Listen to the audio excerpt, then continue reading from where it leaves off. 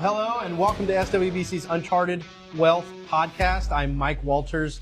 I'm a certified financial planner and a wealth advisor here at SWBC. And today we have a great first live episode, and we have a guest here today. Okay, we're going to be unpacking how a financial advisor can help military families navigate through these unique kind of situations that's a little bit different than what civilians have to go through. So whether you're going into the military and just doing your 4 years and getting out, whether you're a career military person, there's going to be some good things to listen to today. So joining me today is Tim Farrell. He is the Vice President of Military Affairs for the Greater San Antonio Chamber of Commerce and a retired veteran himself.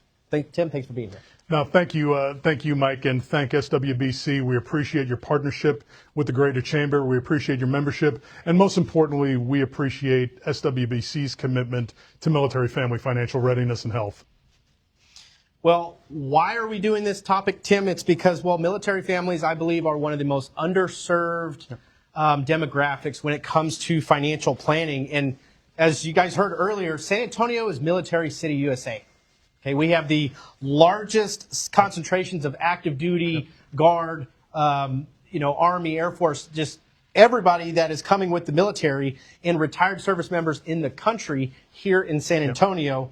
And not only am I a wealth advisor, but I do have some experience with military as well, not personally, but my mother retired military, my father retired military, my grandfather retired military, uncle just retired last week. So I have a little bit of experience dealing with folks in the military, not just with my financial advisor career, but this is why this kind of hits home to me because, my family is part of this. I was brought to San Antonio because of the military. My mom was deployed here, and so that's what brought me here, and I've loved it ever since. And so that's why I thought this was a great opportunity to bring some of this knowledge to the military community through our podcast. So we're going to jump right into it. Now, there's a few things that make, military retirement and, transitioners a little bit different than what the civilians have to go through. And so we're going to kind of hit on some of those topics today. Absolutely, Mike. And one thing I would like to add before you get started with that is you mentioned that you didn't experience the military personally, and I would just like to gently correct you on that because as an adult military child, you're part and parcel of our community. You're part and parcel of our family. And let's face it, a lot of the time, our military families, our spouses, our children, they are sacrificing just as much and dare I say more than we are. So everything you dealt with, and that affects your financial family readiness as well. You dealt with it because your parents dealt with it. So again, I'm grateful for you as an adult military child. I'm grateful for your mom, and I'm grateful for your entire family. Well, thank you for that. I actually say, when I was younger, my mom had been deployed to Saudi Arabia for a stint. And I remember when she came back, they brought me onto this stage and gave me an award and said, thank you for, supporting your mom. And I just found that the other day, actually. So it was kind of cool. So just in time for Veterans Day and in this podcast. So the first thing I want to talk about is military benefits does not equal financial security. Okay. They're great, right? If you stay in long enough, you get a pension. If you are eligible for VA, you get those benefits as well. But it does not guarantee that you're going to have this long-term financial security. So things like retirement, college savings, building wealth is going to require planning more than what the military itself is going to provide. Yeah, I think it's interesting because a lot of the mistakes people make, and until I was a first lieutenant and got with my first financial advisor, I was one of them, because you've got so much structure in your life, and that structure also includes your pay system. That structure also includes your benefit system, to where if you're not careful, you almost get lulled to sleep with that a little bit, that the structure is enough. You're getting paid. You feel like you're making ends meet. It's different, of course, with younger folks with families, but especially as a single young officer, for instance, I wasn't putting a lot of thought to that because I was getting comfortable. And sometimes comfort can be your worst enemy for long-term military financial health. Yeah, and kind of piggybacking off of that, I had some friends of mine that joined the military right out of high school, and they get a sign-on bonus. Yeah. They start getting their paychecks, and it's like they don't ever stop to think about what should I do with that sign-on Right, bonus right. other than, come home and buy a big F-250 or something? Or how should I be planning for my future, right? And so there's the best time to plant a tree was 20 years ago, and the second time to best was, today, right? Yes. Just being able to plan ahead is probably the big thing. And it leads us to our next thing here is frequent moves, deployments, transitions are going to complicate planning in a way that most civilians don't have to deal with, okay? It can throw your budget off track, and also if you're transitioning from military to a civilian life, there's often a gap when it comes to income and the benefits that you're going to receive, either if you go back into the workforce or not. And without having a plan, those kind of changes can be pretty stressful. Yeah, and that's the thing, because the military pay is predictable. You're going to get paid on the 15th and the 30th. All your benefits are going to be there, your medical care, all those things that are there in place for both you and your family are there. But just as you said, if your spouse is employed, and most military families, they end up relying on that second income for necessary reasons, because the cost of living in so many areas around the nation and around the world, you need that. So that part could or could not be predictable for both the time you're stationed in a particular location, as well as that transition time for when permanent change of station, PCS orders come down. And before you know it, unless somebody's got that remote job that's reliable, you just threw your whole budget out of whack.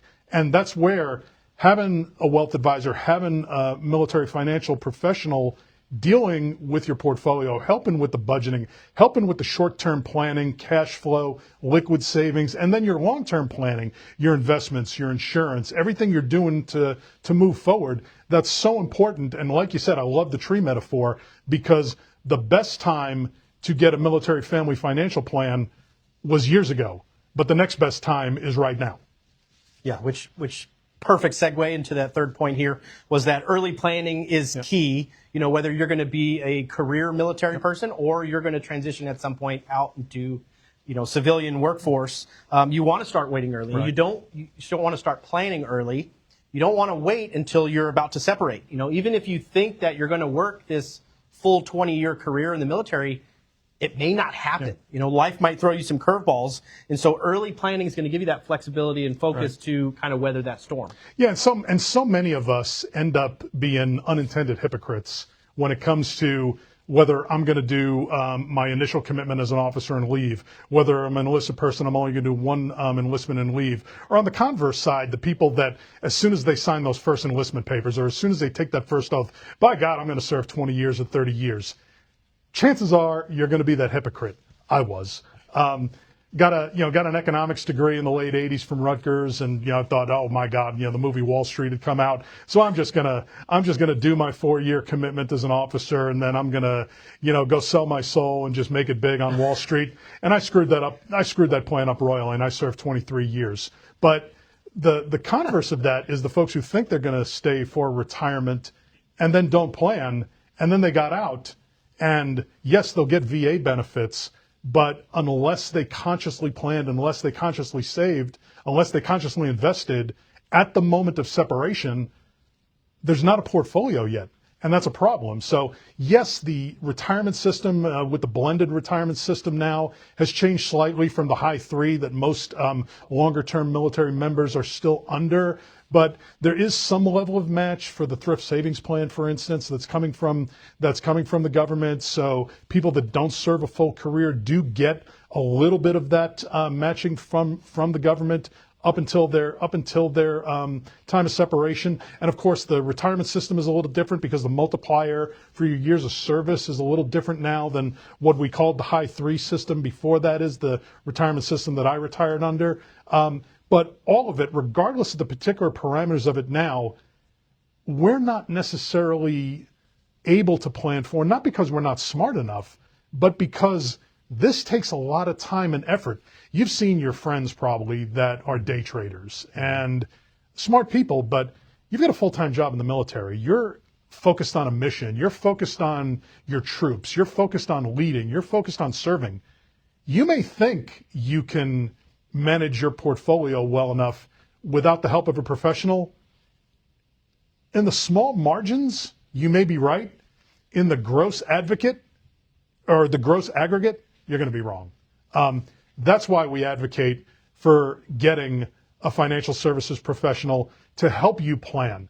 Take those great military benefits that still are great relative to what we get, especially at a young age in the general population, but they're not lifetime sustainers without other streams of income. And it's not that we're not smart enough to figure that out. We just don't have the time or the bandwidth to put that kind of attention to that portfolio to do it ourselves. Some may, but they're on the margins. Yeah, very similar to a lot of my civilian clients or, just non-military folks out there who think, hey, I can go and do this on my own. But you don't know what you don't know, right? And it's especially true with military because there's so many nuanced little benefits. And Tim just mentioned like 3 or 4 different retirement systems. Like, and if you don't know the differences and the nuances of all these things, like you may not be planning in the most optimized way. Which, again, brings me to my next thing is thrift savings plan, budgeting, insurance, estate planning. Like all these things need to be planned early, okay? Because like you said, you don't know what's going to happen. You don't know if you're actually going to hit that 20 years or not. But making sure that you are putting these tools in place now is going to set you up no matter what happens in the future, right? So next thing here is research your VA benefits early, right? I think you mentioned to me when we were preparing for this was that you don't technically have to be retired to start getting VA benefits. You want to talk about that? There are certain ones, and the most important and obvious one I would argue is the post 9/11 GI Bill, because not only you but your family members, because that post 9/11 GI Bill is transferable. When I was still on active duty, my wife started her master's degree on a portion of my post 9/11 GI Bill while I was still serving. Now that I'm retired, there's 3 years left on it, and both my kids are going to college under different scholarships. But that's going to be available for me to transfer to them when they're pursuing graduate study. If one of them goes to law school, or if they're driven enough to go to med school, I still got to drive them to clean their room and do all that sort of stuff. But you never know what they're going to do. But that benefit is transferable. And if you're still on active duty, that benefit is transferable. It's a VA benefit, even though you're not a veteran yet, even though you're still serving. That's one avenue that you can take advantage of. There's also state benefits. People that entered active duty as a resident and from the state of Texas, they and their family members can take advantage of the Hazelwood Act to get their kids to go to college at a state university in Texas for free. So there are so many benefits out there that you may not be aware of, but I can guarantee you your financial advisor is going to be aware of them, and he or she is going to make sure they're available to you, you're aware of them, and you're able to plan accordingly with them. Right. And so the last thing here is having a financial advisor is going to help you coordinate the benefits that you're getting with the military and through your eventual retirement and civilian foundation. So they can connect the dots between the military benefits, civilian goals, long-term planning, plus they can give a little bit of accountability when you need it, right? Which is going to be critical, especially during deployments or any kind of big life changes such as moving and starting a family, such like that. So to kind of culminate this towards the end, right? So we want to give you top 3 mistakes to avoid when you are looking at retirement or transitioning from the military. So the first one is waiting until separation to start planning. Why do we not want to do that? Because there's so many ways that Murphy will rear his head. And sometimes it's indelicate to talk about it sometimes, but the enemy gets a vote. You may get disabled before you think you will, and you've got to leave your service. Something tragic may happen to you, and you've got to leave your service, and that impacts your family. So again, you want to plan for it 20 years ago, you want to plan for it 2 years ago, but most importantly, if you haven't done it, you need to plan for it today. The second mistake that we want to avoid is ignoring the thrift savings plan because, well, I'm going to have a pension, or I'm going to have these other benefits, or it's too small to really care about. It's just like, now that I'm a veteran and now that I'm employed in the private sector, your organizations that, many of them give you a match on your 401k. That is essentially what the Thrift Savings Plan is. The DoD or the Department of War gives you a certain match. It's free money. You're kind of crazy not to take it. But also, it's also your motivator to get your savings, to get your investments, to get your portfolio started. And anytime somebody is throwing you free money, head nod and say thank you and take it all the way to the bank. The last mistake here to avoid is to assume life insurance and estate planning can wait. It's probably even more important for military families, especially if you're being deployed, to make sure that if something happens, that your family is going to be taken care of. You know, there's so many different insurance vehicles out there, and not every insurance vehicle is the same need for every family. I took advantage of a number of whole life policies when I was very young, before I had kids, before I got married. So those rates were bigger than they would be in 1992, but they've been locked in ever since. And that's what I've been paying for that amount of coverage. And then as your life goes on, there'll be different term packages, there'll be different other life insurance packages, but you don't want to wait till you're disabled, because granted, Servicemen's Group Life Insurance, SGLI, while you're on active duty, is that benefit that you're going to get. But then you retire, there's certain Veterans Group Life Insurance programs that you can take advantage of, or ones in the private sector, but they're going to come with a physical. And that physical is going to rate you on how much that life insurance policy is going to cost every month. So if you can plan earlier, it's going to be predictable. It's going to be something that is probably going to be cheaper, and it's going to give you and your spouse and your children a lot more peace of mind. Yeah, it's a little bit out of your check. Every insurance policy is a little bit out of your check. It's a benefit that nobody wants to collect on, but your family may need to collect on, and you need to take care of that early. Yeah, I like to say it's one of those things that you don't want to have, but it's nice to have. Exactly. You need to have. Need to have, yeah. Yep. So, Tim, before we close, the Greater San Antonio Chamber of Commerce plays a big role in supporting military families, especially here in San Antonio. Can you share how the Chamber helps service members and veterans during transition? We're a resource for you, and most importantly, our membership is a resource for you. We're gathered here today at the Military Affairs Council for the Greater Chamber, and we've got folks that have joined us here today in uniform. We've got our DoD civilian, or Department of War civilian friends here, and we've got so many people from the business community, from the private sector, from our educational and research institutions, that the military family, the military community is important to them, and that's why we're here. We just got through a government shutdown, and that was really painful for a lot of folks for a whole bunch of reasons. We're very grateful as a chamber, and not just a chamber staff, not just as a chamber board, but a chamber community, all our councils coming together. We just heard from our friend Serafina at Joint Base San Antonio about how the chamber community rallied around it. Our chamber members providing relief, be it from utility bills, our financial institutions that were helpful with payment plans, with no interest loans on what their normal paycheck would be, waiting for the furloughs to end and waiting for the shutdown to end.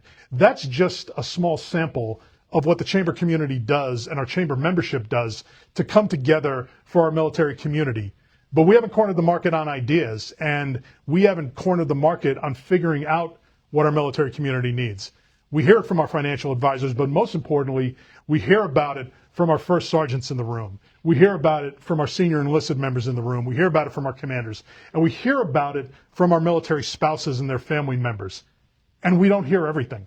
So the more we hear, the more we can rally our chamber community to come together for the benefit of our military families. And I'm grateful that part of that chamber community that comes to benefit our military families is our friends at SWBC.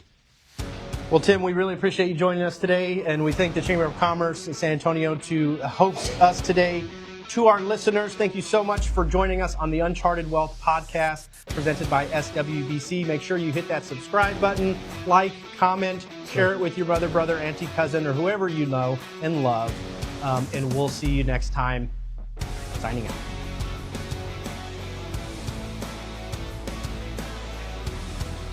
Investing involves certain risks, including possible loss of principal.